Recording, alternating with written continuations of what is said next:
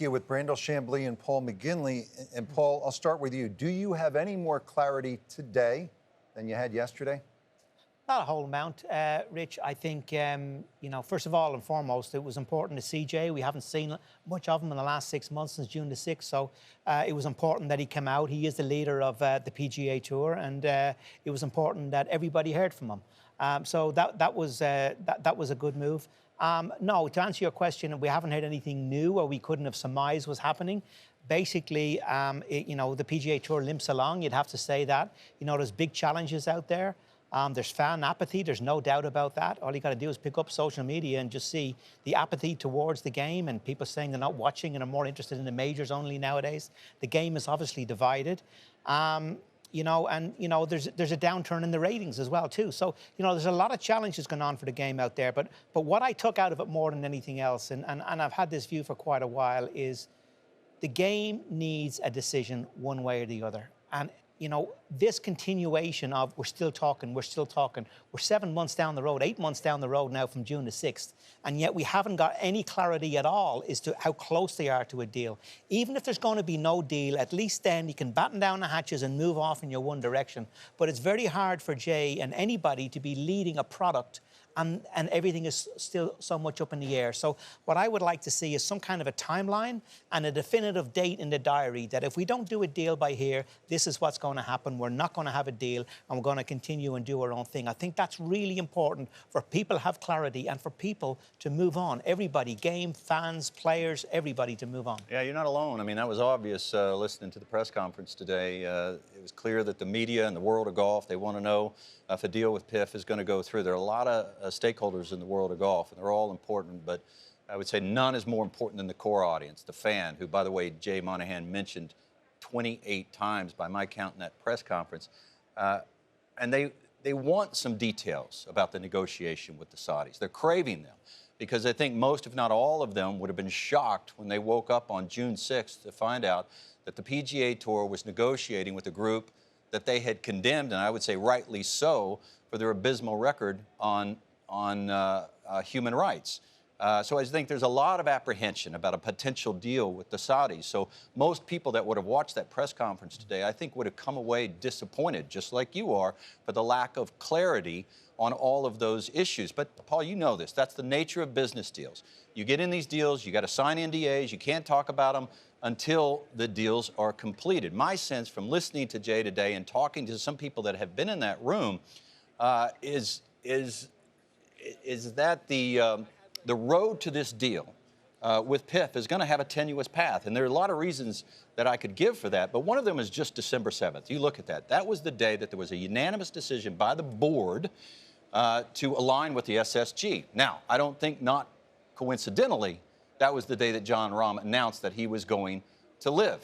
Now, I know that the PGA Tour didn't announce SSG till later, but it was well known that they were courting private equity. So I think it's going to be a tenuous path to completion. But the one thing I think, and Charlie Hoffman, I think, hit on this beautifully, is that what the alliance with the SSG does was put the PGA Tour in a much better position to survive, to innovate, and to compete if the deal with the Saudis does not go through. And I think that is a very powerful card to have in your hand if you're the PGA Tour. What do you make of the fact that SSG, Strategic Sports Group, went to Saudi Arabia alongside Commissioner Monahan to meet with a public investment fund? What does that tell you? I think every business entity in the world is intrigued and entertained by the opportunity to do business with the Saudis. They have $32 trillion worth of oil underneath that sand. If you're in the business to make money, you're going to take that meeting. But I think that the SSG is poised to protect the PGA Tour should the deal go through. But better yet, they're poised, I think, to help the PGA Tour compete if the deal doesn't go through. Paul, the commissioner acknowledged that you're going to get a lot of opinions on which direction they should go. So whose opinions carry the most weight? Those business titans from Strategic Sports Group who know how to operate and make money in sports, the star players, Rory McIlroy, Tiger Woods, or the rank and file who've been the backbone of the PGA Tour for a long time? Yeah, well, I mean, if you're looking at it from the outside in, I mean, who holds the power? The players hold the power. This is a members' organization. The players have a majority on the board. There are 6 players on that board. I think it's a board of 11. And, you know, so they ultimately hold the power. We talked last night about SSG coming in and the importance of them and the skill set that they're going to bring to the table here. I think that's hugely important. And I just really hope that not just Jay is using them as an advisory board, but that the players are as well too. Because if anybody knows about sport, these guys do. There's an incredible amount of brain power there, experience there, as Jay said in his talk, 200 years, over 200 years of experience. That's really, really important as we navigate very, very tricky and difficult waters. This is a complicated business. But I'll go back to my point that I made here 3 years ago, and I still have an issue of it. And I can say it as an ex-player myself, because I'd say the same about Europe. It's very, very hard to drive a business the way you want to drive a business while you have two big fundamentals still in play. One of them is a members' organisation. You know, my point last night about Turkey's not voting for Christmas is who's got the leverage here ultimately. You know, if the players are going to vote and act in self-interest, is that going to be the best for the future of the game? That's a question. They have to get over that hurdle. And the second one is the one of independent trader. You know, again, when you're trying to sell a product like the PGA Tour is, and you don't know who's playing, that's a very, very difficult thing to sell to players, you know, because the players can determine when and where they want to play. Those two dynamics don't happen in any other sports. Golf is unique in those circumstances, but they're two massive hurdles that have to get over. And one of the reasons why Jay talked in there about it being a very, very complicated negotiation and a complicated business, those two factors are very much at the forefront of that. But I would say that the PGA Tour player, I would argue, has gone really from being an independent contractor to being a stakeholder in the game. That's the whole, I think, reason behind the equity that they've received from private equity.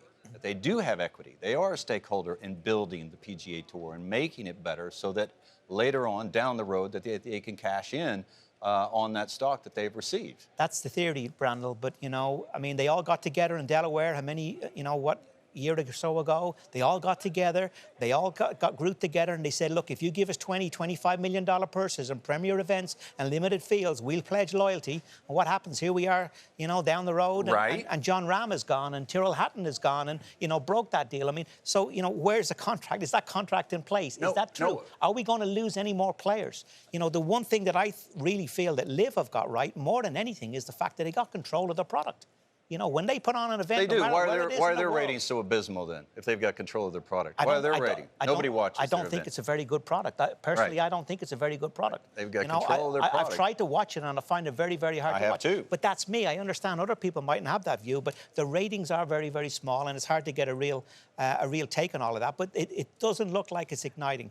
But what they do have is when they can go to a sponsor like they did last week in Hong Kong and go, bum, we want to put a tournament on here. We're going to pay you for the use of your golf course. And by the way, we're going to deliver those players. PGA Tour can't do that. But as what Jay said in there is it's early days. He kept saying that. So put yourself in the shoes of the players. They came out of that meeting up in Maryland. They wanted to reduce the size of these signature events. They have no cuts. Here we are early on.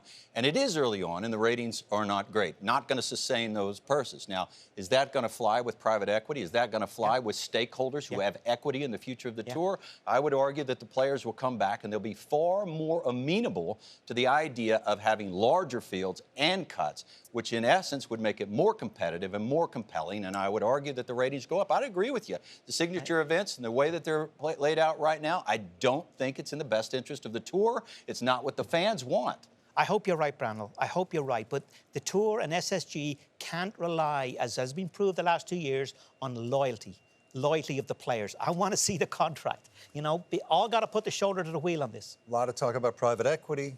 Jay addressed the fans today. I want to talk about charity.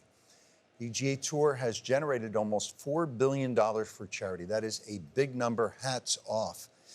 But they're now going for profit. Doesn't mean they won't give back. But when asked, the commissioner said, I want to read this, it will be up to the tournaments to push themselves to bring in more revenue in order to support those rising purses and continued contributions to the nonprofits. My questions would be, how can a tournament bring in more revenue? And if that means raising the price of a ticket and a beer, how is that good for the fans? Well, first of all, the game of golf is booming. It's bursting at the seams, Rich.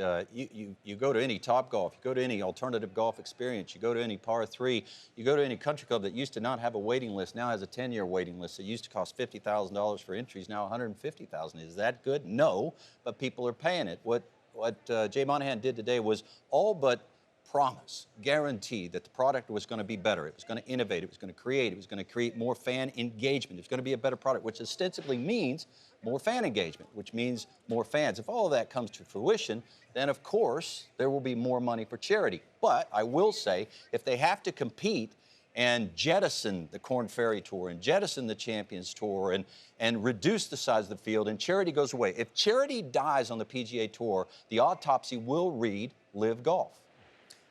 I hate to be jaded, but fans are taking it on the chin all over the place. You think about the NFL and the personal seat licenses. However they can get deeper into your pocket, they're going to do it, and I fear that's what's going to happen in golf. I guess it's the same at the pharmacy these days, in the grocery store. Paulie, how do you see it? Yeah, I mean, I see it the same way. I'll go back to the business model. You know, it's very important that the tour works within a business model. The fan is going to determine the future of the game here. It's not the players, it's not the board, it's not the Saudis, it's not, you know, anybody else. The player, the fan who comes through the door and pays his hard-earned money to come and watch golf. The corporate sponsor will get engaged if the fan is engaged. So the fan is ultimately the most important person. And it's right that he should mention the fan as many times as he did today, because quite frankly, I think everybody, us included, everybody, wherever you want to go, is fed up with this constant narrative that golf has had to endure for the last 2 years about money, money, money, money, money. And it's just so tiring. And people are turning away from the game because of the gaudiness of money being front and center and everything. You know, the PGA Tour is built, as you say, in a 501c status. That's very, very important to protect that, because every single community, the PGA Tour, I think $4 billion has been given, as you say, Rich. Every single community that the PGA Tour goes to, they leave a legacy behind them.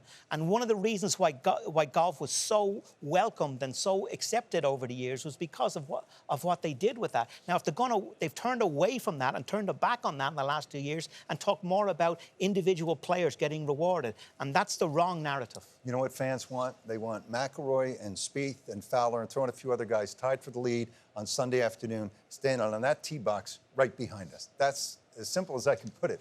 That's what the fans want. Focus from here will be on celebrating this milestone, the 50th players